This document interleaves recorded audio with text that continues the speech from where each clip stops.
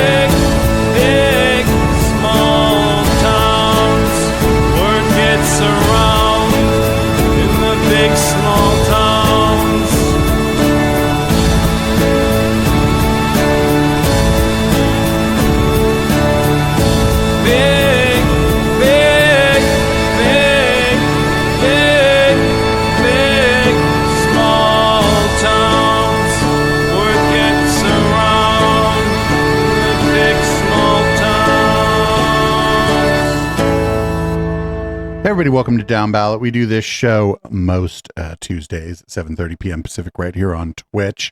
That's twitch.tv/Echoplex Media, and maybe simulcasting other places, whatever. This is listener and viewer supported programming, so head on over to echoplexmedia.com. Click the support link at the top of the page, and you can find ways to support this program. I'm producer Dave. You can find me on Grindr, and it seems like my co-host is frozen. Can you hear me all right? I can hear you. Yeah, this is a live video, everybody. Right? Very strange. But I'll see if I can get the camera reconnected for some reason. But regardless, audio-wise, this is the Councilman. I am still here. You can find me somewhere in the Nethersphere, and then also at THE_Councilman on the Elon Musk device. So be sure to find me there as long as I'm there until I move over to Threads. I'd suggest Blue Sky, but whatever. And now it's telling me my PC needs to be restarted to set up this device, even though it's a device I've used every week on Downballot for as long as I can remember. So let me see if I can just do a real quick adjustment. 1 second.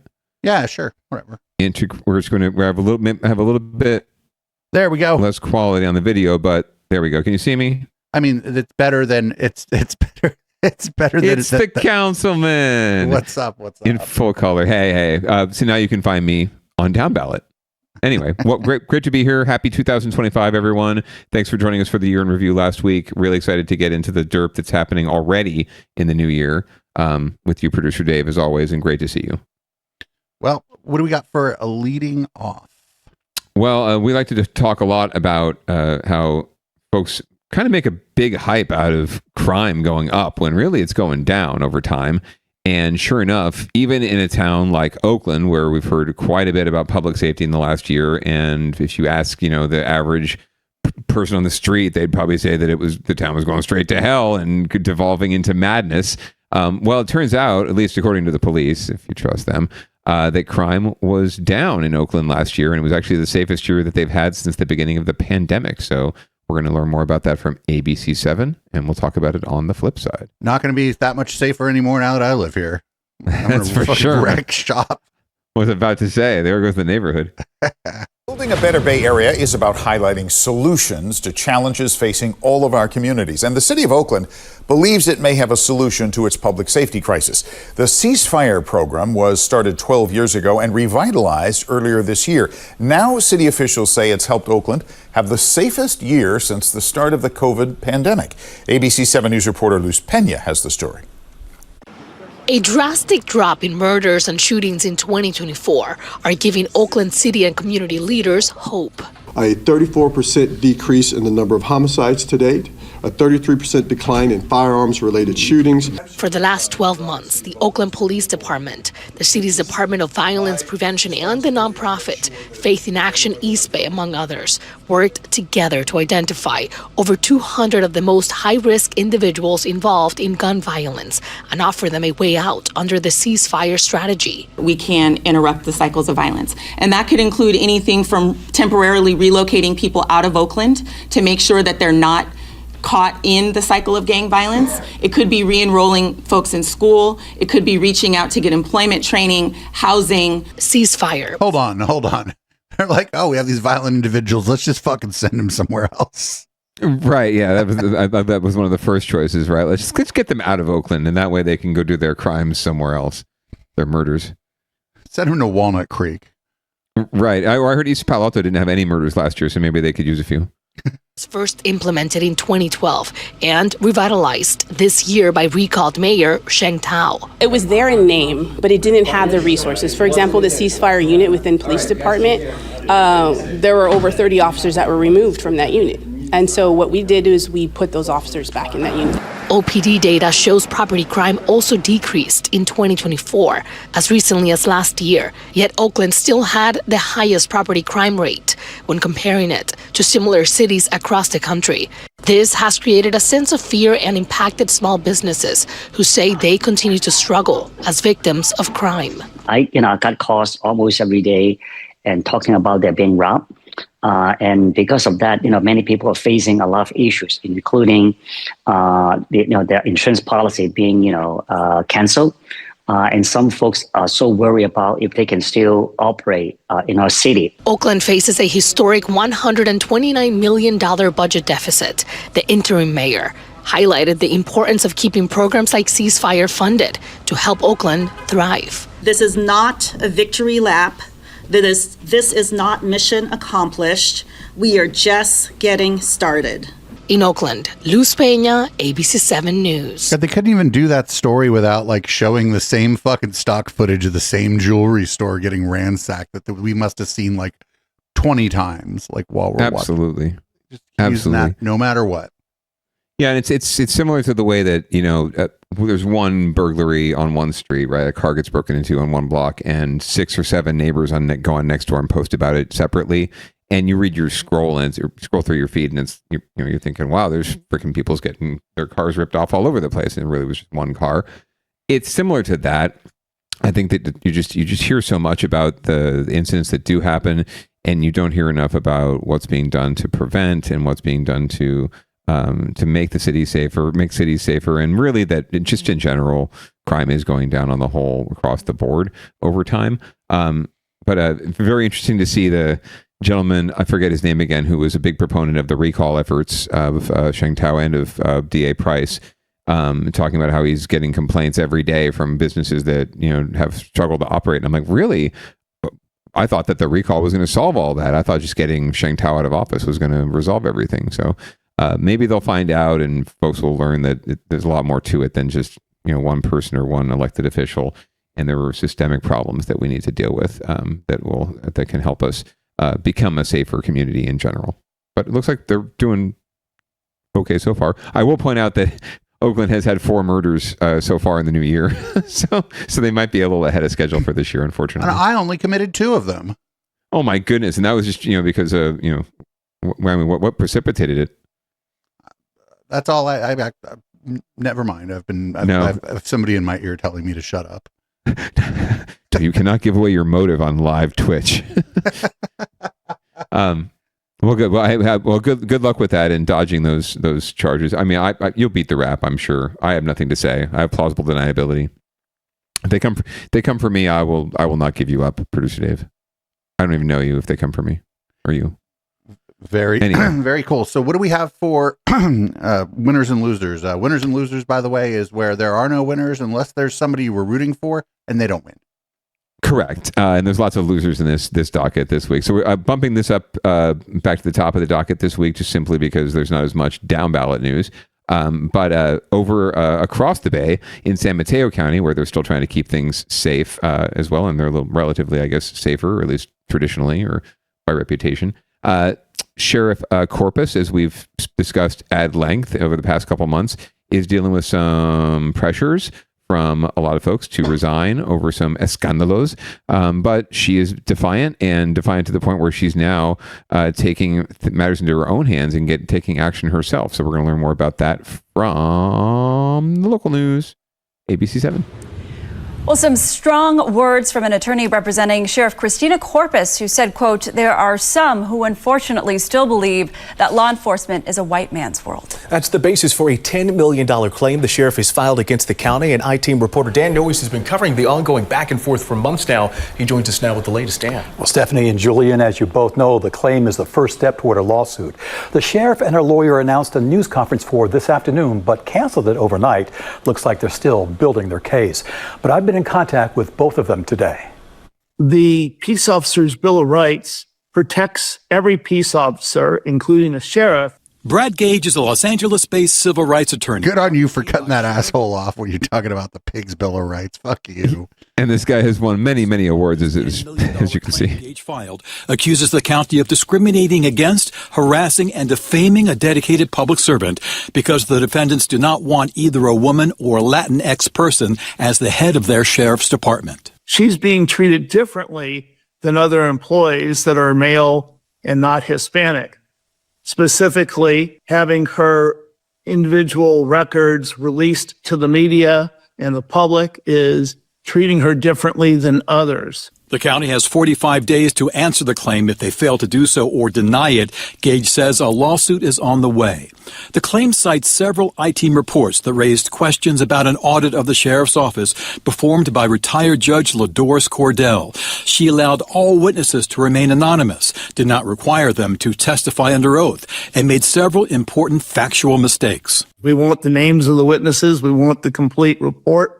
It's a matter of fairness. Judge Cordell also left out 29 pages of the interview transcript with Corpus Chief of Staff Victor Iyengar from the final report, including a section where he provides his most direct defense against claims of misconduct. I obtained a recording of the entire interview, including this section not included in Cordell's report. And just for the record, man, because I want to make sure that it's understood.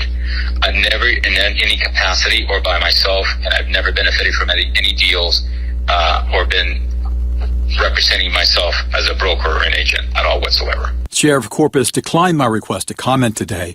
You'll recall the county offered her $1 million plus 4 years of medical to resign. It's clear she's going nowhere, a defiance she showed in her first interview on the scandal in November. Will you step down? I will not. I am resolved.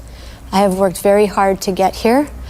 I know what I've done. I can hang my head up high. The claim also criticizes the supervisors for calling a special election to remove Sheriff Corpus. She sent me a written statement late today saying, in part, "I won't let this power grab get me down." I'm posting her entire message on my social and at abc7news.com as well. No comment from the county council, the county executive, the supervisors involved, or the judge. I emailed them as well. Julian, Steph. So this, of course, is separate than the millions of dollars it's expected to cost to put on that special election. If it happens. Right. You know, it might not happen. Who knows? Yeah. What is the next step for that? Well, the next step, I mean, the new Board of Supervisors is in now. You have 2 new members, so they could have an impact on how things go in the future. So, you know, their first meeting is tomorrow, right? So we'll have to watch how it plays out. All right. Dan, thank you. Sure. Right now, I'm starting to get the impression that everyone involved can probably go fuck themselves. Yeah, that's pretty much why this is under winners and losers at this point. There's just no winners at all. And I frankly, you know, taking a step back, you know, it seems like that a lot of the charges are legitimate, depending on, you know, regardless of the anonymity of the witnesses or any of that nonsense. You know, I do trust Judge Cordell. I have dealt with her in the past, and I do consider her to be a fair broker. I would expect that she was the judge when I beat that other murder rap. Oh, good. Well, then we definitely love her. She's a big fan. She's a big fan of the friend of the program, shall we say, friend of the program. But yeah, no, I do trust that she did at least a decent enough job and a respectful job in her report. So all this stuff may be true. But now after following this for a little while, you know, maybe she's got a bad culture in the office. Maybe she's sleeping with her chief of staff. But, you know, these are things that, again, when you talk about recall, right, which is not what we're facing here, but when you talk about recall, these are not necessarily things that rise to that level, right? They're not illegal. She's not doing anything that's, that she may not be doing anything that's really harming public safety, frankly. If it's a toxic work environment, that's a problem for the deputy sheriffs and the sheriffs and the people working for her. But it's not necessarily something that the voters should give a crap about, right? Frankly, as long as she's doing her job. And I don't know. I'm not a resident of San Mateo County, and I haven't followed public safety there enough to know. But it is telling that this has come out, right? This scandal, and it's been on the news. It's been all over the place. It's plastered all over everywhere. So people are aware of it. Even the most, the average citizens are aware of it. And yet there was no real push, like public push for a recall. Right. There was one in Alameda County over, much more specious things like not charging people enough. Right. Not charging black people enough for crimes. Similar with Chesa Boudin. Right. There was something with Sheng Tao. Right. There was a public outcry and there was a public movement. There's nothing like that here. And I don't know if that's because it's San Mateo County and there's just no, there's no community movement. There's no community. Public safety. You didn't use the word movement. There's San Mateo County is like, I'd say even less so than Santa Clara County. People don't really feel like senses of community in their neighborhoods and stuff in San Mateo County they're on the peninsula. Yeah, I think it's really diffused, right? And it's a lot of, it's like the song that starts this show, right? Big Small Towns. That's exactly what San Mateo County is. It's just a bunch of suburbs connected to each other. So it is very disconnected. And I don't think people necessarily affiliate with their county the way they do Alameda or Santa Clara or other places. It's also, it also runs the gamut from affluence to low income too. So there's not a lot of affinity across the county either. So, but it's telling that there was no real effort to, and there hasn't been still to this date, to recall her, right? The Board of Supervisors had to take very special action to ask the voters to give them special powers just for this one case to remove her. And so it leads me to believe that she has a legitimate case here, that she is being treated differently than, say, a man or a white man would be. I don't know that's true, but it could also be personal, right? She could have like personal political, like history with the people on the board, and those two aren't mutually exclusive either, right? Like the personal history could stem from some of the things that she's talking about, some of the issues around like race and gender. Yeah, and one of the telling, one of the most telling things, supposedly about the whole incident and scandal is that Noelle, I'm forgetting her name. I'm so sorry, but one of the supervisors, who is Latina, was a supporter. I don't know, a big supporter, but an endorser of Sheriff Corpus when she ran, and supported her when she ran. And it was when she came out with the rest of the board calling for the resignation and asking and pushing for this, that was sort of seen as the straw that broke the camel's back, or sort of like her, her support system breaking down. But really, that's the one crack that we've seen in it. We've actually seen other, mayors of other towns and supporters of hers who are standing with her. So this could be very political and very personal.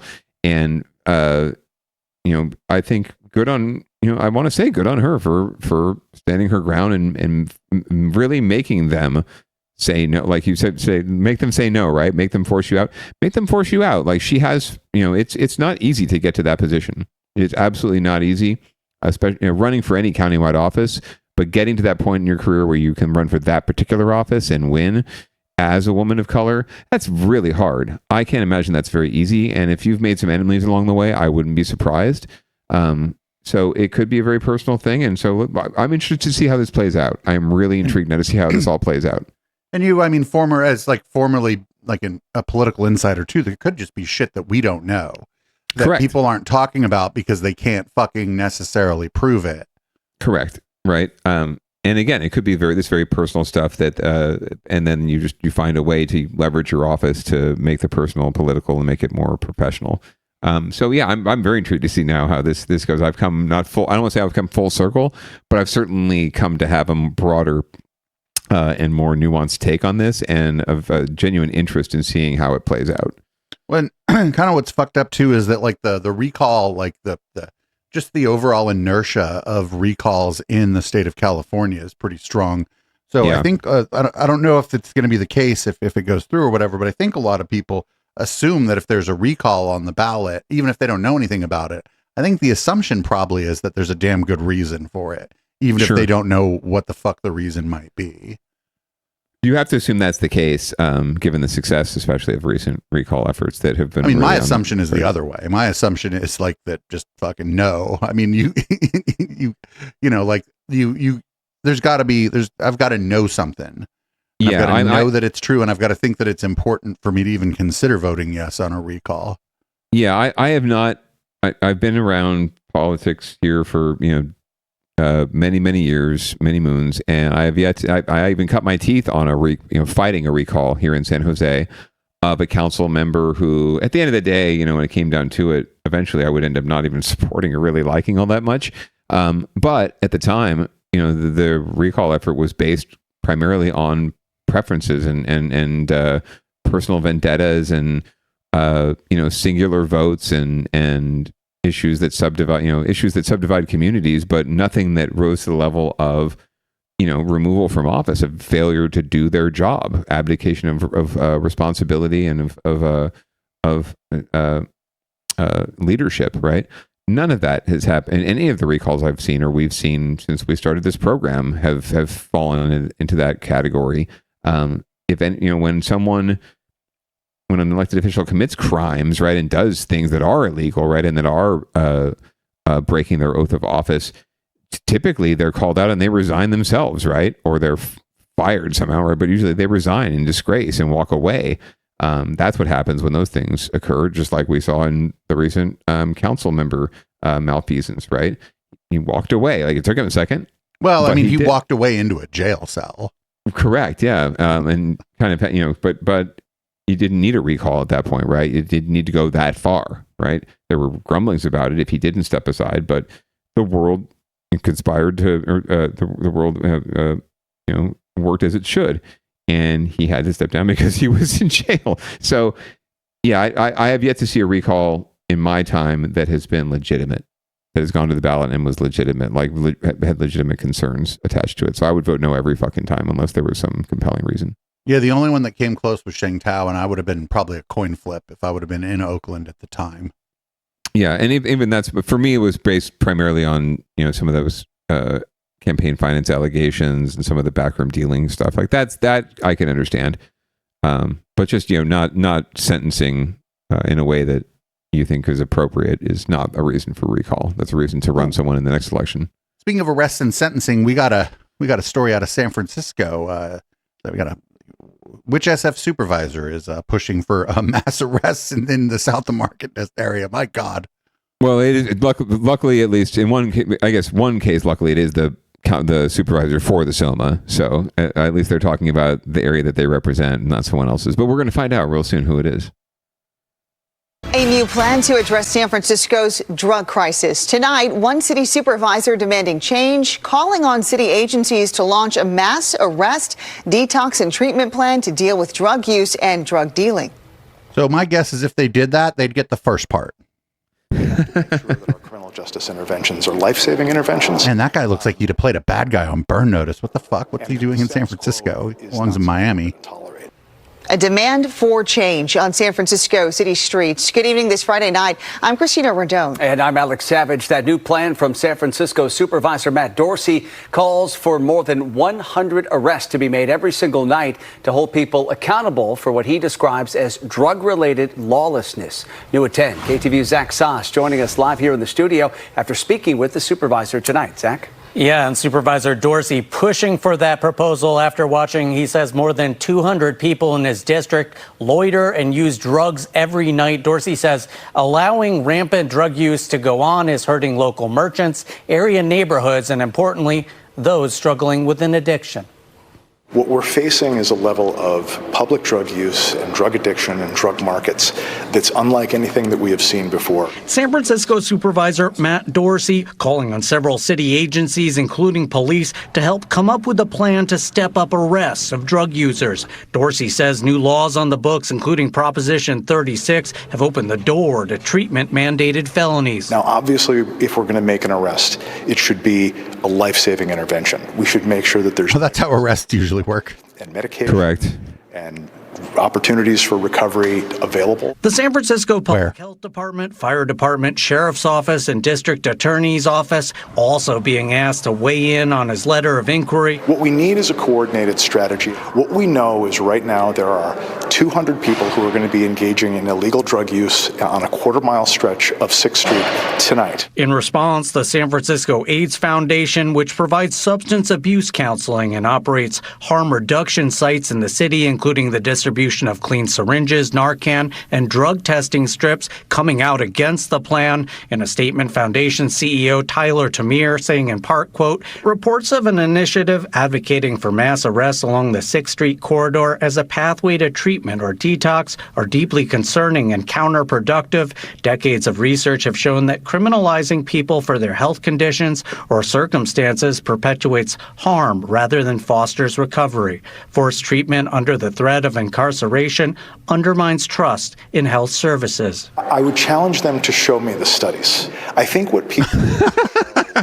They probably can, friend. Here you go, bro. I got it right here, actually. Hang on one second. Oh, my God. Yo, that wasn't just some random person yelling at you on Twitter. That was like the was a PhD. That was someone who has a PhD in this stuff. Whereas Matt Dorsey, would it surprise you, producer Dave, to know that Matt Dorsey was once a cop? No. Would that shock you at all? I mean, with that jacket and shirt combination, how could he not have been a cop? If the jacket was white, I'd just send him in Miami where he belongs. They're looking at studies that are showing that people who don't have severe substance use disorders. Dorsey pointing out that he's approaching the problem as someone who once struggled with substance abuse himself. This made politics personal to me in a way that had never been personal before. And right now I feel like there's a lot of people from the recovery community who are joining with me in saying we have to do something about the scale of public drug use that's going on in our city. So where to go from here? The agencies Dorsey has asked to weigh in on the plan now have 30 days to respond to his letter. Obviously, the fire department is going to be like, what the fuck? Are they on fire? I know the fire department is first response for some like medical issues and stuff, but the fire department, they're not going to be like, oh, fuck yeah, arrest these people. That's not the fire department. Get the fuck out of here. Ain't no song about fuck the fire department. Well, they asked the fire department to do all sorts of shit that they don't need to be doing anyway. Like, they're pretty much our first medical responders too, by the way, in a lot of cases, which is ridiculous, sending a big old fire truck out to deal with someone who's having a heart attack. Yeah, I challenge Supervisor Dorsey. What the hell? Where did this come from? I never heard this when you were running for office or running for appointment about you having a drug-addled past. Like, what did you have an abuse problem with exactly? I'd like to. I mean, not that I want to, say he's full of crap. I just want to know a little more about this. Like, was he living on the street, doing drugs and stuck in a life rut, or what? He's like, you ever exactly seen Dazed but Confused? He's like that. He's like, it was like that, but like 5 times as much reefer. Right. Hey, do you have a joint, man? It'd be a lot cooler if you did. I mean, yeah, that one doesn't hold up, by the way. If you will go back and watch that, does not hold up. Well, it is set in the 70s, so I guess it's does it hold up from 94 when it was made, or does it hold up from, or 92 when it was made, or does it hold up from 76 when it was set? No, just no. Yeah, not quite short circuit level, but close. I'm sure Richard Linklater would be happy to know that. The sequel's coming soon, but anyway, I'm on the record on this network saying a million times that we cannot and should not and cannot criminalize homelessness, addiction, or any of these ills that are brought upon our society by societal ills and by institutional problems. It's not an individual's fault that they're drug-addled on the street. That is a failure of our system. It's a failure of our ability to reach them in a significant way, for someone to reach them, and it's not going to be helped. Like someone said, some folks, it's hard work. It's hard work. Anyone who does this casework for nonprofits mostly, but for county service providers, it is incredibly hard work, and it's traumatizing. It's emotionally traumatizing. It's physically traumatizing for not just the people going through it, but the people trying to work with them and trying to get them into services. It takes so much work just to get someone to trust you, to trust that you were there to help them. And if you come at this from a perspective of we're going to fucking arrest you for using. You're not the dealer. You're not the producer. You're not the person profiting from tons of people, being addicted to fentanyl or whatever else you're pumping into the system. No, you're arresting the end product, the person who's using. Are we in the freaking 1980s? Is this the war on drugs again? Is Nancy Reagan the fucking supervisor for the SOMA district? No, is Matt Dorsey. This is ridiculous. And putting a quota on, even public safety agencies, police agencies would tell you that putting a quota on, that's what the cops are going to come back and tell him about his stupid letter. Putting a quota on arrests is the dumbest thing you could ever do, right? You're forcing officers to make arrests, and maybe they don't need to, right? Maybe there is no dire need that particular night. Oh, but I got to make my 200 or my 100 arrests tonight. Otherwise I'm going to get shit canned. It's like, what? Just compounding idiocies here, unfortunately, in this proposal. I hope they all come back and tell him to go to hell. And as somebody who's going to start frequenting SOMA more and more, and there's going to be less Friday night and Saturday night shows around here because I'm taking more gigs. Friend, you want to find some drugs in SOMA? You could find them. You'd just be like find a bit of Charlie in some of the clubs, friendo. Like, sure, yeah. There's plenty of avenues for doing that, but it just really bugs me that. They think it's just so fucking simple. The people who supported Prop 36 and these assholes and Mayor Ed 209 and now Mayor Ed 209 2.0 we'll hear about later. They just think it's so simple. We just need to force people to do it. If we just force people to take treatment, if we just force people to accept this housing, this shitty housing that we're providing for them, and this shitty treatment options that we're providing for them, then everything would be fine. Well, they're going to find out really quickly that ain't going to work either. And it's going to work it's going to take a lot more work than even the work we're doing now, which is really hard. So yeah, I hope they do learn their lesson, and I hope voters are paying fucking attention. And not for nothing, like a representative from like a well-known legacy AIDS charity in San Francisco said that, study after study shows this. The guy's response was like, oh yeah, cite your source. Like he's fucking arguing with you on Reddit or something, dude. I want that dude to come to Dorsey's office with like the paper studies, like a big brick of studies, right? And just drop them on his desk and be like, bro, here you go. Have fun reading, right? Do you ever read? Yeah, that's so hilarious that I challenge them to show me the study. Do your own research. Like, you do your research, bro. Where did you get this number too? Like 200. Tonight there will be 200 people on that one stretch of 6th Avenue doing drugs. It's like, are you counting the people in their homes, like smoking a J or doing a little Charlie, or again, the nightclubs? He's not talking Right. about the people, especially in there. Some Right. of them nightclubs. Some of them are them $20 cocktail nightclubs. That ain't who he's talking about. No, God no. Although that's probably what he was talking about in terms of him having an issue, right? Or a problem. Right. But, He's not talking about the people doing a little bit of blow off the table as they get bottle service. correct, right? So that's another thing to remember too, is that these are incredibly racist policies inherently, right? They are incredibly prejudiced policies because the predominant majority of people living on our streets and doing drugs are people of color, and it's absolutely targeting these folks to get them off our streets and to get them out of our society and to keep them away from us, the good, happy white citizens. We're so productive and so considerate. We got the next one. Before I read the name of it, is Santa Clara County the most populous county in the Bay Area? That's a fantabulous question. I want to say yes. I don't. I can't say for certain, but yes, I want to say yes. That is true. We have a population of 2 million, is around about 2 million. San Jose is about 1 million of that. Yeah, and I know San Francisco County has less than 1 million that live there. Oh yeah, about 800,000-ish. Alameda County, I think, is in the 1 something range. So yes, I can say with 90%, 95% certainty that Santa Clara County is the. So, in a shocking report from NBC Bay Area, the county with the most people also has the most people living on the street. Let's see what the news has to say about this. Nearly 39,000 people living in the Bay Area are unhoused. That's according to new numbers from the federal government. And Santa Clara County has the highest unhoused population of any Bay Area county. NBC Bay Area's Marianne Favreau here with a closer look at the numbers and why advocates say they're increasing. Marianne.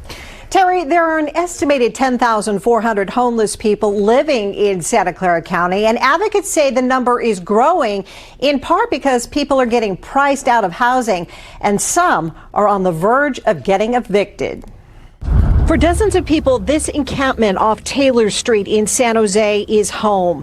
New federal numbers show the number of unhoused in Santa Clara County is up 5% since 2023.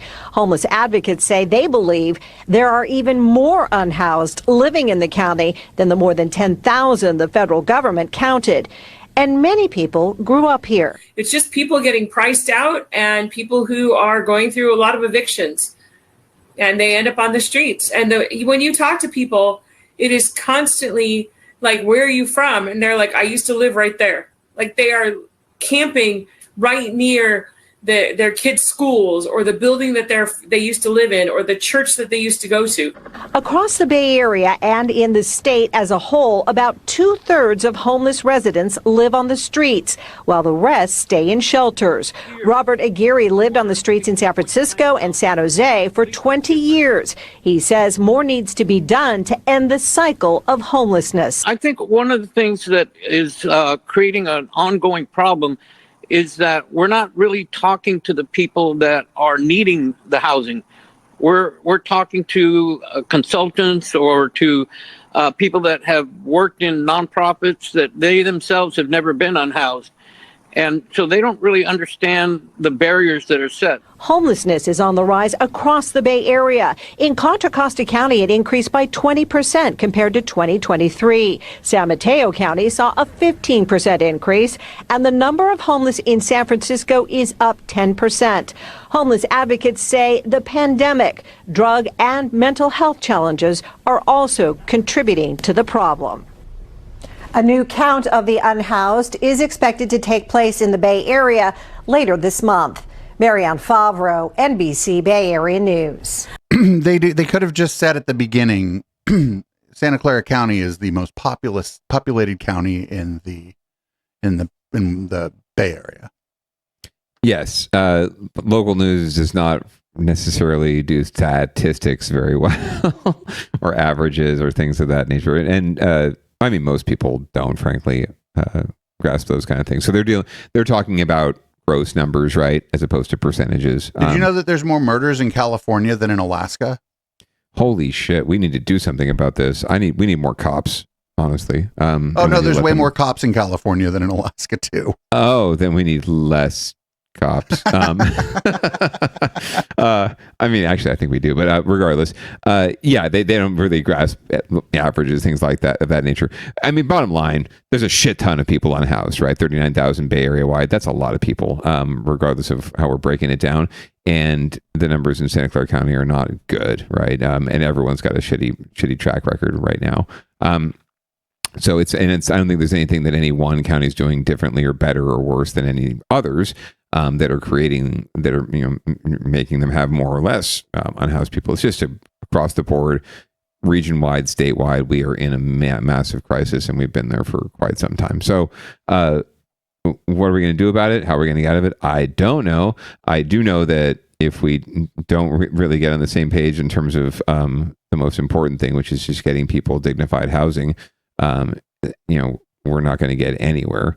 If we keep arguing about this, that, or the other thing, or background checks for people for interim housing solutions, or whether or not, we want this or that. We all want to help, but whether or not we want this or that encampment or sanctioned encampment or interim housing site in our neighborhood, right? We all need to get over that and get on the same page, or it's just not going to get solved, unfortunately. And we're just going to keep beating around the bush and working around the margins and not make any significant progress. And if that's the case, and this is the number one issue on everyone's mind and everyone's viewpoint, then you're going to see, I think, a lot of one-term leaders and elected leaders in our local politics and national politics too, and statewide, because people are kind of tired of shit not getting done. However they think about things, they're just tired of shit not getting done. And so you could see a consistent churn of people who are just not getting the thing done or not making progress and getting replaced by people who say that they will, and then those people don't do it, and yada yada yada, on and on and on. So yeah, people don't want the answer that, well, I'm probably not going to be able to fix this in my first term, but here's what I'd like to do to get the ball rolling. People do not want to hear that. Not at all. Obviously, right? Like, and that's really what the promise of like a Trump and even fuck it, I'll put him in the same goddamn breath, Matt Mahan. That's exactly what they thrive on, and they know, and they leverage, and they know exists out there. They can use that to their advantage and say, yeah, everything's fucked, and I'm not from that. I didn't create all that.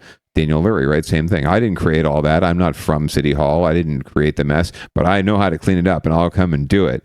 Whether or not they have a track record of doing it, or even if have any concept of how to do it in a public service framework, is irrelevant. It's just like, I know how to do it, and they've obviously fucked up, and people are experiencing what the current leadership is doing, right? So if we're upset about how our lives are working right now, we're going to blame the people in charge right now. We're not going to blame the people that aren't in charge, and we'll probably give them the chance to have their shot at getting things unfucked. But it's until someone is able to resolve that cycle, I don't know that we're not going to see just a consistent churn of every 4 years, just new leadership, new cohorts in these offices. And it's not, I'm not saying that that's bad or good, but it's not helpful for creating lasting change and significant change. There needs to be some kind of consistency and some time. It always takes time, especially in government, to move any needle. This is similar to me to, you see a lot of, it's always blame the coach in sports, right? I'm a sport guy, and it's always blame the coach. It's usually not blame the player, because they're getting paid billions of dollars to do their thing, right? And you're not going to blame them. They're the ones people are coming to see. No, it's the coach who's at fault because the players suck or the team didn't play well. Or maybe nobody sucks and the other teams just played better. Right. And maybe the coach got brought into a shitty situation and got a couple years to try to fix the situation, and it's still shitty no matter what they tried to do, but they really haven't had a chance to really implement their agenda, right? Their game plan, right? Same thing with elected officials. You need an opportunity to implement your game plan, your strategy, and you need collaborative partners to do it. And everyone's just fighting with each other now and blaming each other, and no one wants to do the long haul and do the long thing and work together. And that's really unfortunate. It's not helpful in any context for making lasting change. So hopefully that we need to break that cycle. If we can figure a way to break that cycle, we'll be in better shape. So in further news on the stratification of the Bay Area, while we're criminalizing people for living outside, What we also need to do is, I don't know, shut down some streets so the rich people can drink outside. Exactly. And we'll find out that, we're trying to set up these areas where people can get drunk in public, but not the people that are currently getting drunk in public. Right. Which is whatever. We want them out of the way. It's like all the people that go out on St. Patty's Day are just going to go out to this place, and there's actually going to be more fights and more crime. Not like because anybody needs anything. It's just because they don't know how to fucking behave themselves when they're out drinking. It's going to be from housed people with 6-figure jobs. Well, with the new year, California is giving cities and counties the go-ahead to create entertainment zones. That's where, among other things, people will be allowed to drink in public. A number of Bay Area cities are already making plans to create those zones, but are looking at a number of issues, both pro and con. NBC Bay Area's Robert Honda joins us from Santa Clara to show us how some cities, big and small, are weighing this idea. Entertainment zones that allow people to consume alcohol in public areas, such as sidewalks and streets, create different issues for big cities like San Jose, as opposed to smaller cities like here in Santa Clara, which is more concerned with attracting people to its new downtown. Santa Clara has been called the fastest growing city in the state, spurred on by the construction of Levi Stadium, and it plans to create 2 entertainment zones in its planned new downtown and uptown around Levi's. We're going to have an actual entertainment district within an entertainment district for shopping, theaters, art districts, really uses that are going to really transcend with our convention center and our stadium. So they're all going to be, there's going to be a synergy out there. Californians sometimes are afraid of fun, and if you've got a so you just need to leave the South Bay sometime. Do something like this, and it's a lot more European. I think it's a lot more European. I mean, that he doesn't know what he just said and how true it is. Not how true the plan is. We're trying to create Paris in Santa Clara, but without all the immigrants that live in Paris. Yes, and all the fancy croissant. It's going to be very, very good for the retailers. In a big city like San Jose, which already offers limited outdoor drinking and patio areas, some business owners we talked to say they have concerns about public slamming there. More public drinking. Some people we talked to who say they like coming downtown had mixed feelings, saying where did you find the 6 people that like going to downtown San Jose? On Seriously, especially with all these shots of like nothing happening. Granted, it's the middle of the day. It is the middle of the day, like San Jose. Right. This is obviously shot like in the morning, so nope. It's slanted, but still. Good, because it's going to cause conflict, fights, maybe like people getting hurt. I think as long as people drink responsibly, shouldn't be no issue. You don't think it'll be a problem? It'll be fine. Oh, absolutely, yes. Oh, yeah, I'm going to be drinking. One thing both cities have in common is that creating entertainment zones is expensive. And even though officials have the pieces in place, they don't plan to proceed until economic factors, such as interest rates, are more favorable. In Santa Clara, Robert Honda, NBC Bay Area News. Literally the only place the South Bay should be allowed to do that is Campbell Avenue. It's at this point, yeah, I would say so. It pretty much already is, right? But especially during Boogie. But yeah, so this is another way for cities to, try to leverage everyone's desire to get blitzed around major events or just blitz on the street. And that, I'd be all for it if it wasn't for the fact that these entertainment zones are pretty much kind of like redevelopment areas, and the entire idea is to flip over properties and to gentrify and to redistribute folks and to and our unhoused population, people living on the streets, people of low income, they're not welcome in these zones, and they've done everything they can in the unofficial sort of entertainment zones to sweep them out first. And clear up these neighborhoods. So they're not for everyone, right? You were exactly right, Producer Dave. They're for the party crew from Los Gatos and Montecito. They're not for the community. They're just a way for cities to make more money and to try to create more community where it doesn't exist through alcohol. During COVID, a couple nights they shut down Campbell Avenue, and the bars and restaurants were serving people drinks outside. It was pretty good. I mean, everybody had to stay a little bit away from each other. And to be fair, because it was like COVID, like it's not a really good like test case because I fucking knew everybody's name who was out there, right? Like, yeah. I mean, I'll be fair. Like I know, be completely honest. I am not like, you see me.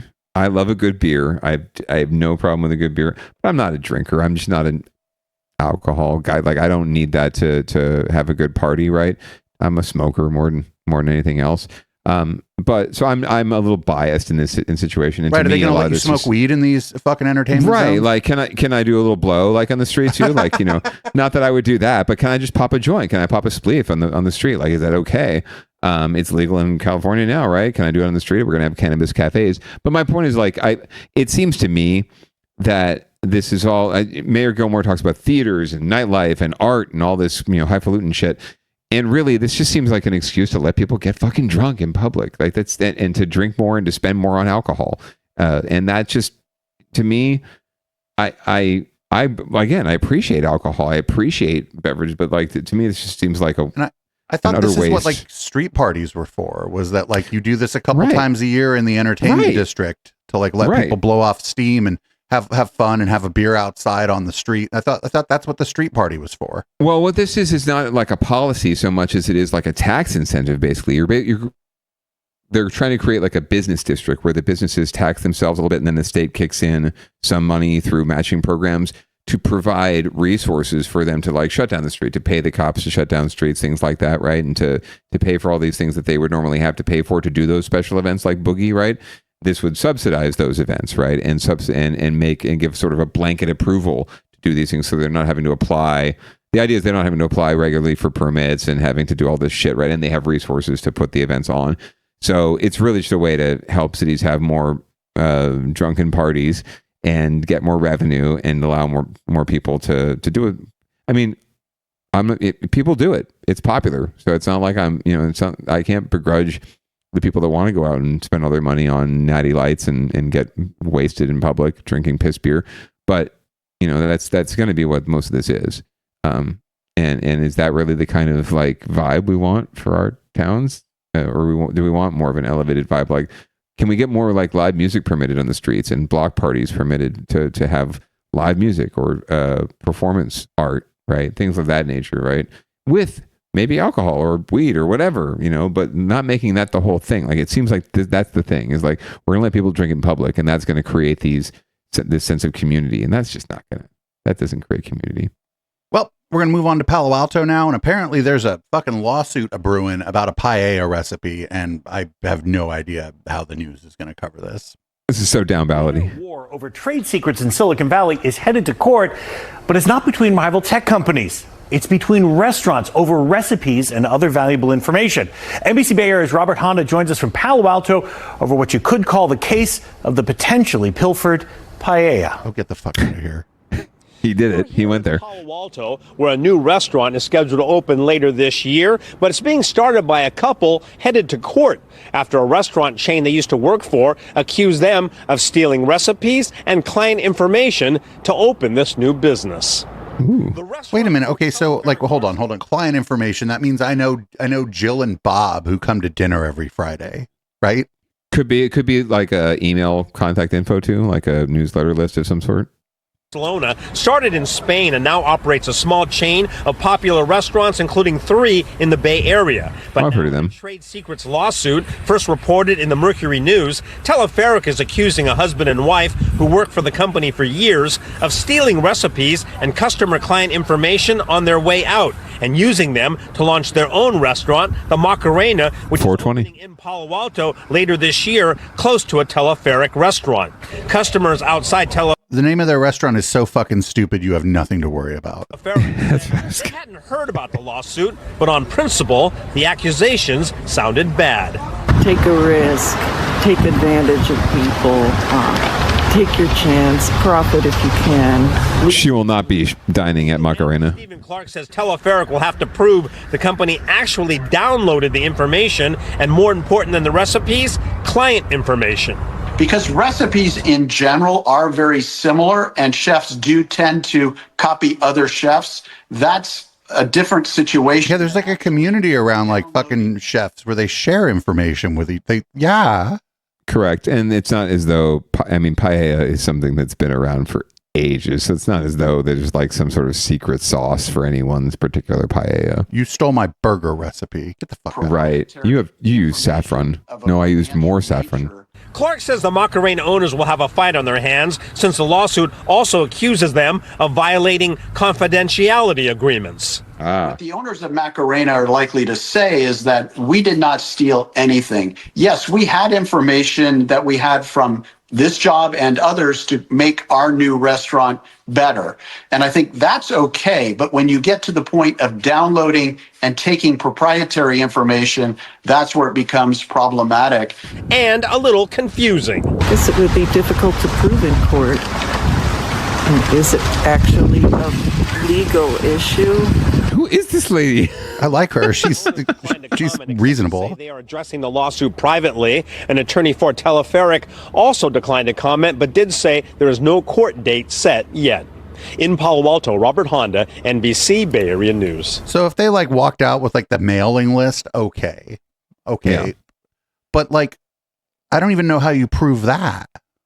Yeah, no, I especially in these downloading lists, you like got Magnum PI or MI6 or some sort of spy agency like looking at your laptop. I don't know how they're going to prove that either. So, yeah, it'll be a little challenging, I would imagine, to prove the Pilfered Paella story. Instead of suing them, I would just immediately start making fun of them for calling their restaurant Macarena. Macarena, right? If you want to dance, go to the Macarena. If you want the true paella, come back here. And at the end, if it's the OG, people will still come back to the OG, and they have a brand. Teleferic has a brand, actually, like they are an international brand. So they're not going to lose any clientele over this, I don't think. No. So, but again, doesn't seem like there's any winners there, except maybe, paella lovers. In other news, this is something that would normally end up under another thing at the end of our show because we do a lot of animal interest there. But there was another animal interest story that just took the cake this week. So I couldn't quite squeeze this in, but I wanted to make sure we covered it because I felt so bad. And it didn't seem like there were any winners here at all either. So let's just let the clip run and we'll find out more. Okay, normally we wouldn't send a reporter to cover a cat stuck in a tree, even if it was a slow news day. But when the cat has been in that tree for nearly a week and the community is coming together to try to save it, we decided to give it a second look. We sent NBC Bay Area's Tom Jensen to the neighborhood in Vacaville to check it out. This was quite an ordeal over the past 5 days. This little tomcat was stuck way up in this tree up there, letting everybody know night and day with his cries that he wanted down. And there were plenty of people meowing about it on social media, wanting to help. Oh man, the puns. The cat was at least 35 feet up in the tree after being chased there by a neighbor's dog. Since last Saturday afternoon, early afternoon. Just crying for help. You're not wearing your mask correctly. It's been up there just trapped. The cat that Rhonda Rohde named Whitey is one of about a dozen or so feral cats living in this Vacaville apartment complex. Whitey had recently been mauled by a dog and just started to recover. What do they call him that? Where he went up the tall tree and then began crying day and night for 5 days. My son was the first one over here with a 20-foot ladder, and we couldn't quite reach it. It was 10 more feet above him. Local firefighters couldn't get up that high because their ladder truck was down, so tenants hired this tree trimmer to give it a try. Get up there and get him in. But when he finally reached the cat in one tree, it leapt to another tree, and he gave up because it was too dangerous. Oh, it was probably too dangerous for that guy to try to leap to the other tree. This saga unfold on Facebook, and hundreds of people commenting over the past 5 days. A local man with a cherry picker truck volunteered his services. And used a net and got him down, and then he's on the way to the vet right now. You were still not wearing your mask correctly. Still in the net when he was placed in an animal crate and taken to a nearby. Oh, like, put me back in the tree to recover from his wounds. Give me a better name. Rhonda said she really appreciates all the help that everybody gave getting this cat out of the trees here, and she said when Whitey makes a full recovery, she hopes he's able to return here and live at the complex where she's grown quite fond of him. In Vacaville, Tom Jensen, NBC Bay Area News. So this wasn't at all about fucking getting the cat out of the tree. This was about people being annoyed that they heard the cat who was stuck in the fucking tree. Correct. Yeah, it's about Whitey causing a disturbance, and I love the lady. Like, oh, I really hope he comes back. It's like the feral cat. You hope that comes back. Are you gonna like take the cat in, neuter Whitey, and give him a good home, or are you just gonna let him go around spreading rabies and getting stuck in trees again all the time? And by the way, what a base name, Whitey. Because he's white. Good Lord, this is like Bluey, because Bluey is blue. Whatever happened to naming someone a bald person Curly or a big person Tiny, right? Like, why can we call this Blackie just for fun? Oh wait, that would be bad. Whitey's got to go. That's all I say. Whitey definitely has to go in a lot of contexts. The indignity of the cat getting the name Whitey, and then like it gets stuck in the tree, and everybody's like, "Oh, I'm glad the cat's out of the tree," and now it's in a cage in a fucking cat euthanization center. Like, are you happy? Are you satisfied? Are you not entertained? Poor cat. I hope he does get neutered and finds a good home. Good luck to you, Whitey. Good luck to you. All right. Well. Last week, on our wonderful and wonderfully resplendent year in review, we gave an award, first ever Downballot award for Get Your Shit Together Champion of the Year. And sure enough, the city of Antioch, who was our winner, was in the news this week. So we're going to return to the continuing saga of our champion, continuing to get their shit together. The city of Antioch getting rescued by the federal government, apparently. Maybe not. Sweeping changes are on the way for the embattled Antioch Police Department. The U.S. Department of Justice will now be overseeing mandated reforms. As NBC Bears' Jody Hernandez tells us, this stems from the department's racist text messaging scandal involving numerous police officers. It was devastating. Wonder what the cops would have caught a black cat that got stuck in the tree in Antioch. We had more Whitey. years of healing sessions in the community with therapists and counselors and resources and talking with families. Antioch City Council member Tamisha Torres Walker describes the pain the Antioch Police Department's racist text messaging scandal has caused. Not every officer who was involved in the past culture of the police department is gone. We don't know how many officers will return. But tonight, the U.S. Department of Justice and the city of Antioch have reached a settlement to make sure the racist behavior never takes place again. We're committed to make sure that police officers don't discriminate based on race, and we will use the resources that we have and the legal tools at our disposal to make sure that those who do are held accountable. U.S. Attorney Ismail Ramsey says it's one of the most significant cases of civil rights violations his office has dealt with. According to the 25-page agreement, the city of Antioch will hire an outside expert consultant to review policies, procedures, and training within the next 90 days. The city must also hire a community engagement liaison, and every complaint of officer misconduct will be investigated. Law enforcement can't be effective unless there's public confidence. And when police officers are discriminating based on race, there's an obvious lack of public confidence that occurs as a result of that. And so we need to restore the trust that's been broken and lost in Antioch. Antioch's new mayor says the city is committed to the reforms. In a statement, he said, "This 5-year settlement agreement reflects our commitment to addressing unacceptable actions and past failures." But not everyone believes the settlement is enough. Attorney Carmela Caramagno represents one of the targets of the racist texts. She's pushing for a separate consent decree in federal courts. We have no control over the Department of Justice. We have an incoming administration that we won't be able to predict whether or not they will actively pursue civil rights in the manner in which is going to be necessary to protect the citizens of Antioch. Torres Walker says community members want to put the scandal behind them and hopes the settlement will lead to needed change. In Antioch, Jody Hernandez, NBC Bay Area News. Yeah, finally somebody was like, well, maybe the feds, I don't know, things are changing a little bit around here. Yeah, right. I don't know if we can necessarily count them to be like not racist either. So good luck to Antioch now that Donald Trump is getting involved. I'm sure there'll be a lot less racist now. But yeah, the ongoing saga, will continue to cover this. And good luck to Mayor, what was it? I'm sorry, but not Mayor Thorpe. That was the previous mayor. Mayor Bernal. Good luck to him. And Mayor Ed 210. Mayor Ed 210. We don't at Downballot wish ill will on any public servants, and we really hope that they do well and they do well in their jobs. But when they don't, we reserve the right to call them out and call them jackasses. Well, now on to Downballot Watch, which is going to be pretty short this week because not a lot happening in local politics right now. No, but we did have a development in Oakland that was the culmination of a story we had a couple weeks ago about them having 4 mayors in 4 months. So we're now on Mayor 3, and we have an inkling about who might be running to be Mayor 4. But we'll find out more from KTVU.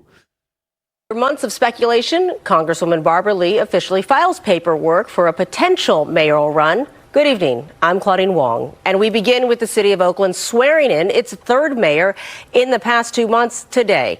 The council unanimously voted to appoint Councilmember Kevin Jenkins to the role of council president and interim mayor. And though he will only hold that title of mayor until a special election is held in April, Jenkins and his fellow council members have a tall task ahead. The city is wrangling a budget deficit that has forced cuts and closures in the fire department. The police department is calling for more staffing, and the sale of the Oakland Coliseum remains clouded in doubt. Fuck it, I'll buy it. No official announcement yet. A move today by Congresswoman I got 5 on it. Lee appears to signal that she's throwing her hat in the ring for the next job as the city's next mayor. KTVU's Jana Katsuyama at Oakland City Hall as all of this unfolded, and she joins us now live in studio with details. Jana?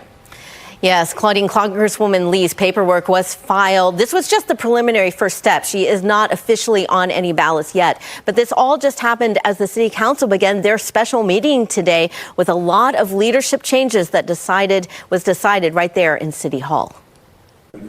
A day of big changes Monday at the Oakland City Council meeting. By a unanimous vote, the new city council appointed District 6 Councilmember Kevin Jenkins to be president and fill the role of interim mayor. Jenkins is the 3rd person in 2 months to lead the city after outgoing President Nikki Fortunato Bass stepped in following the recall of Sheng Tao. I believe that he's someone who listens to everyone, who has the ability to just focus on what's the solution, the outcome we're trying to achieve, and bring folks together.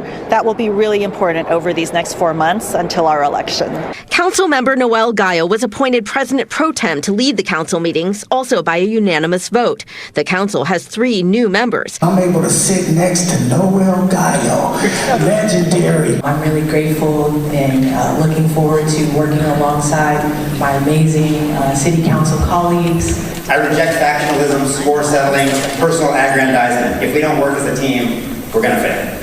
Former council member Rebecca Kaplan was appointed to temporarily fill Bass's vacant District 2 seat. I shall. Oakland leaders face big challenges. A $129 million budget shortfall has created painful decisions about eliminating 2 police academies, temporary closures of 6 fire stations, and cuts to arts and public works projects. So who would want the job of mayor? On Monday, paperwork was filed for Congresswoman Barbara Lee to enter the special election for mayor. She has been incredibly diligent, making sure she understands where the city is and what the opportunities are. I know she's also talked with Mayor Karen Bass down in LA. Ooh, that lady Scientologi'd up. She's met with countless leaders throughout the city of Oakland, and she's very deeply aware of what the challenges are. For the next mayor, I want to get a transition plan ready so that that person can hit the ground running. That person will come in the middle of our budget process. First and foremost is public safety and the budget process. We need to make sure that our fire stations stay open. Spoke with the city clerk's office, and they say that Congresswoman Lee still needs to file nominating signatures and other paperwork to officially be on the ballot. And so far, Claudine, there are 13 candidates who have filed that paperwork with the clerk's office. The deadline is January 17th. Okay, so certainly big news, though, from the Congresswoman, because we had talked to her about it before. I know that people had approached her. It had been out in kind of It'd been in conversation. In the conversation. No big secret. When do we think we might hear about a decision?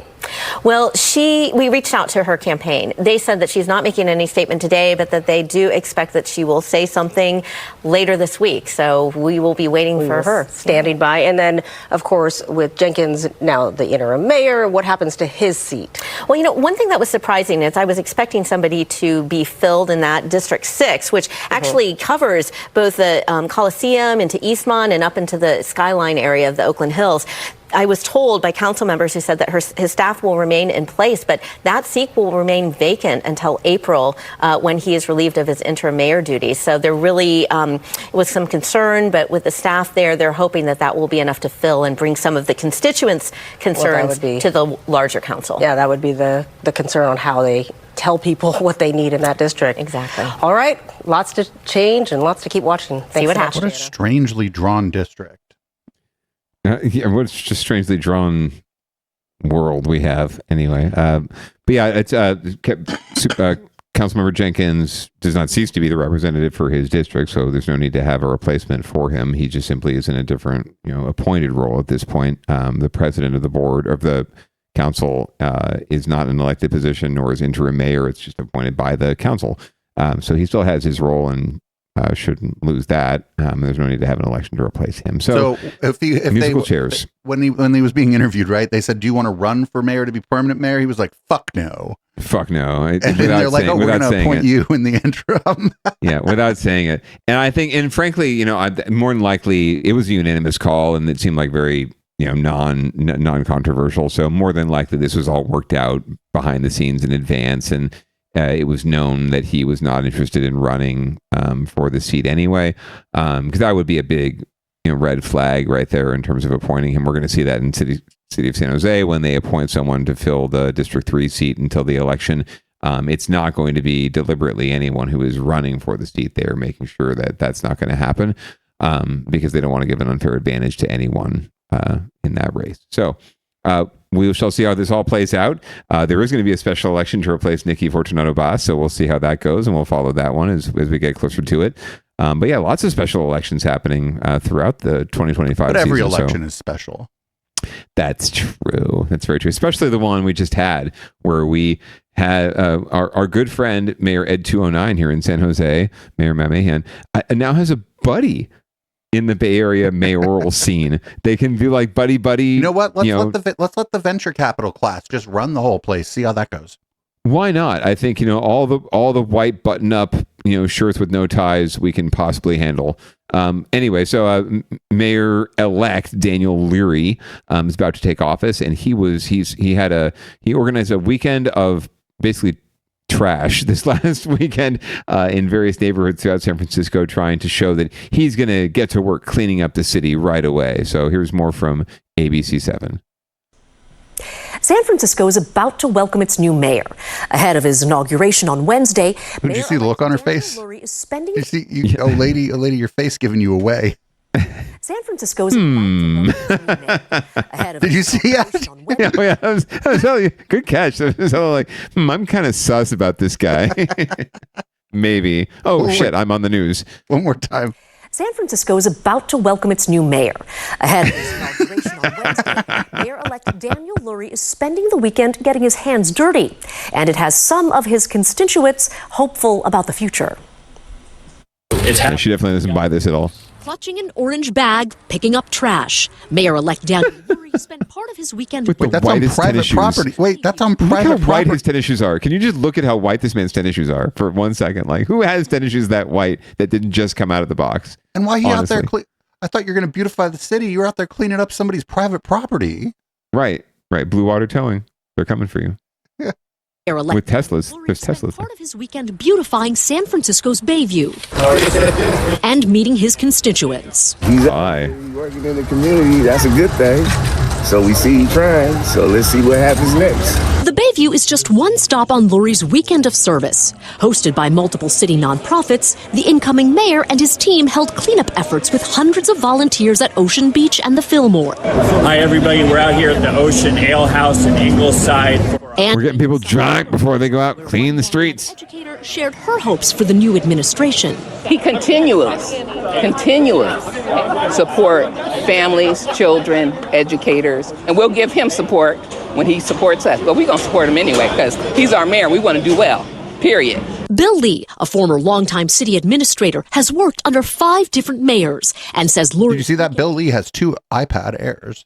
Yes, William. Unprecedented. No elected mayor, will say, to have been sworn in has ever done this program before. Lee says other mayor-elects haven't been so public in the days leading up to their inaugurations and believes Lurie's actions this weekend are true to his core values. Remember, he was from Tipping Point, and so he funded a lot of nonprofits that do public good.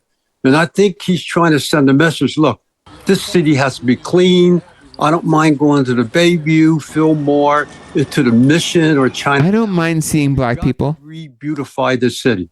Back in the Bayview, residents say the visit gives them hope, not just for a cleaner, same parking lot, future. It is exciting. We want more economic development out here, more workforce development, how they love young people. Maria's wash and dry is like, thank God we don't have to clean the fucking parking lot of our property. Hey guys, today you are free of your cleaning duties. Have a break. Go get a smoothie. And so we put together a plan for Bayview to revitalize, and that plan is going to, we wanted him to adopt that plan and kind of help us. Tomorrow's cleanup efforts include Nob Hill, the Tenderloin, and Mission districts. Lurie's inauguration will be held on Wednesday at City Hall, and he plans on holding celebrations in Chinatown. So there's a couple things going on there. One, like I said, that dude was cleaning up somebody's parking lot. That was not public property. That was private property. Right. And you pointed out something kind of interesting, that everybody seemed to be having a good old time at the bar before they go clean up the beach. Always. I mean, these things are so, this is such, this was actually on multiple networks locally. We could have pulled this from just about any of our local news networks, because the mayor's office, or the mayor-elect's crew obviously made a big point, big splash about this, wanting to show that, get some free press and show that he's getting his hands dirty and his incredibly immaculate white shoes dirty. Although I love them standing on the little parking partition, right? I'm going to get this napkin here. Thank you. Trash. This is interesting. Trash. It's just such performative bullshit. It makes you want to puke, but you understand that this works. Like this politically, this kind of shit works because this is what people see, right? When this is what they hear about their elected. Oh, he was out in the neighborhood doing cleanup, so he obviously cares. But then when he goes to City Hall and he's working on policy with the other mucky mucks, no one really knows, or I mean, they care, but in as much as they would care if they knew what was going on. But, it's the room where it happens. We're all out here just, having fun and doing our thing. And that's the space where things are actually getting done. He can be out here cleaning up all the private parking lots he wants. But at the end of the day, the rubber meets the road at City Hall. So, folks in the community will see him and say, oh, he's a great guy. But they won't know shit for Shinola about what's going on at City Hall and what he's actually working on, because local news ain't going to cover that. It's not sexy enough. Doesn't have a lot of people in orange vests getting drank at a bar, right? And that's why a lot of the volunteers come out anyway.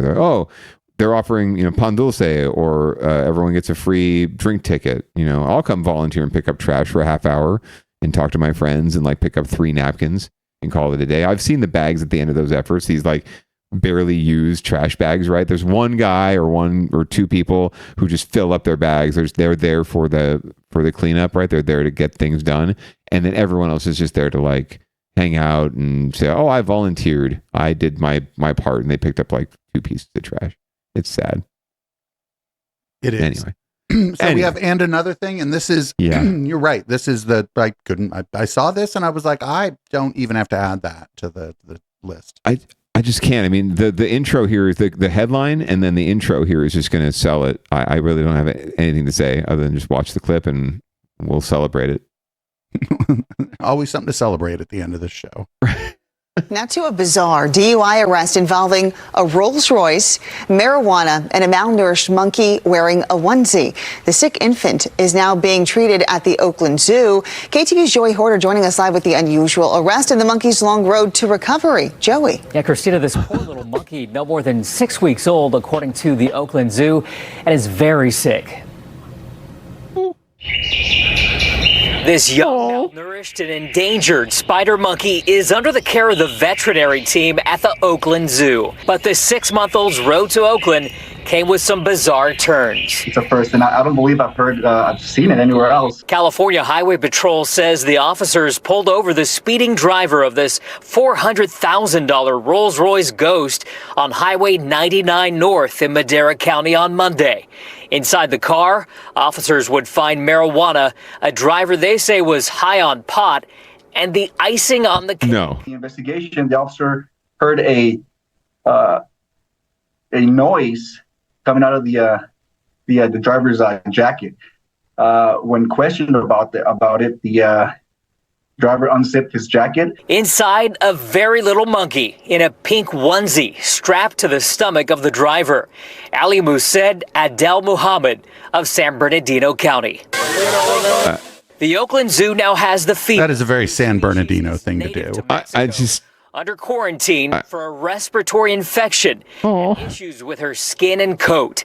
Staff believes she should weigh twice as much as she does, a mere 1.5 pounds. The reality is that she's also been traumatized and, being taken away from her family, being smuggled across the border. Half of the animals currently on exhibit at the Oakland Zoo have been rescued from the illegal exotic pet trade, with the zoo receiving 100 requests to rehabilitate victims of the wildlife pet trade since 2021, including this chimpanzee wrapping himself up in a blanket among those rescued from a lab or Hollywood. Even though they're adorable and, they're on social media in clothes and playing with baby toys, they're not an appropriate pet. And we cannot, as humans, take care of them. Even for us as professionals, it's challenging. The zoo is calling the sick spider monkey a critical case, but are hopeful for her recovery. They plan to place her at a proper zoo or sanctuary to live among her own kind.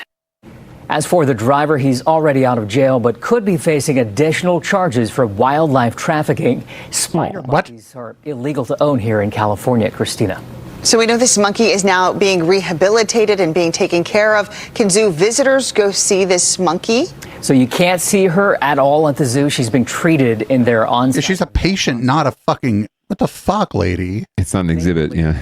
She'll likely have other illnesses, and they're waiting on test results to come back. Christina? Hopefully she makes a full recovery. Joey Horta in our newsroom tonight. Joey, thank you.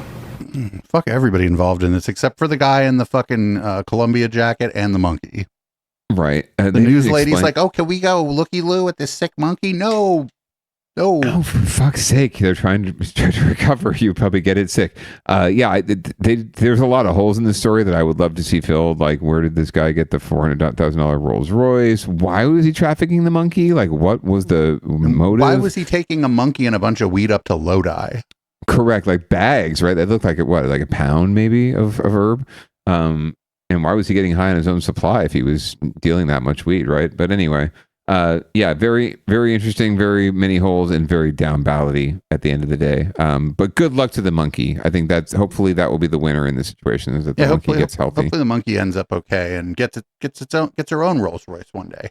That would be cool. I mean, at least they'll go to a fancy zoo. Will it be around their own kind? Even if it's not in the wild, at least they'll get 3 squares a day. Yep. Well, that's the show. You want to read it out? That's the show. Well, hey, Producer Dave, welcome to 2025. Thanks as always for running the dials for us tonight. Thanks to you, viewer, and to you, listener, for tuning in. We do this every Tuesday night at 7:30 Pacific, except when we don't. So we'll probably be back next week, but stay tuned to the Twitter device and to all of our socials and everything else to find out if we are. Stay tuned for public comment and the red light portion of the show. We're not sure what we're doing for red light this week because not a lot of local meetings happened in a lot of places. True. That's true. Well, it's starting tonight, actually. A lot of the local meetings are coming back, but mostly it's like reorganization and, seating new council members, a lot of fluff. So you'll have more next week. But stay tuned for Red Light tonight. And stay tuned for all of the programming here on Echoplex Media. You can find them at echoplex.com and learn more about all of the places where you can find our stuff. And be sure that you get your vaccinations, especially during flu season. Make sure you wear your mask properly, cover the bloody nose, and absolutely pants are optional. We're going to leave you with Audible Smoke Signal. We will see you next Tuesday, and we hope you have a wonderful week. Peace out.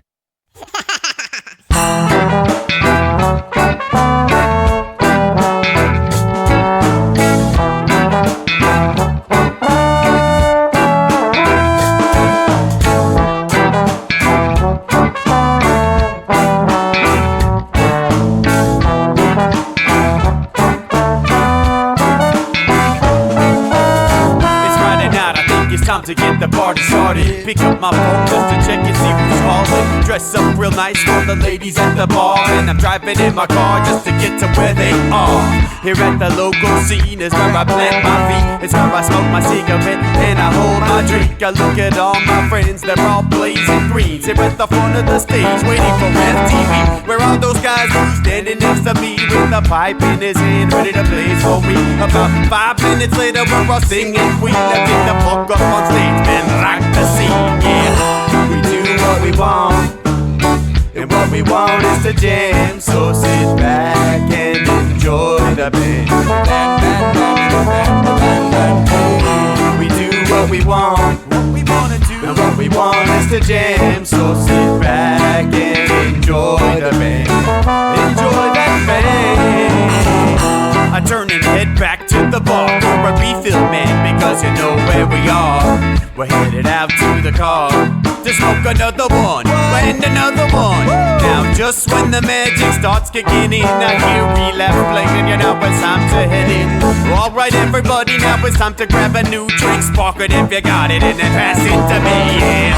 We do what we want, and what we want is to jam. So sit back and enjoy the band. We do what we want to do, and what we want is to jam. So sit back and enjoy the band. Enjoy that band. Last up on the bill for the show tonight is Down and Dirty at 5, so we're headed outside to spark up another joint. Now who's got my lighter? Stoner E, of course, shouldn't you be inside? I'm all up in this bitch, being who I gotta be. I'm fucked up like the U.S. economy. The truth is that I don't think logically. Stoner E take you on a psychedelic odyssey. Now inside motherfuckers is rockin' me, and outside shit we smoke a lot of broccoli. Rocky the roller, yo, that sexy girl be jockin' me. Ain't too drunk to fuck, but I'll probably do it sloppily. We do what we want to do, and what we want is to jam. So sit back and enjoy the band. Enjoy the band, enjoy the band, yeah. We do what we want to do, and what we want is to jam. So sit back and enjoy the band, yeah, yeah, yeah. Bob Marley say that he like jamming, and he hope he like jamming too. Well, I gotta say, thank you, Bob, we do. Yes, I gotta say, thank you, Bob, we do. Well, Bob Marley said that he like jamming, and he hope he like jamming too. Well, I gotta say, thank you, Bob, we do. Yes, I gotta say, thank you, Bob, we do. Yeah, we do what we want, and what we want is to jam. So sit back and enjoy the band. We do what we want, and what we want to do, what we want is to jam. So sit back and enjoy the band. Enjoy that band. We do what we want to do, what we want is to jam. So sit back and enjoy the band. Enjoy that band. We do what we want, and what we want is to jam. So sit back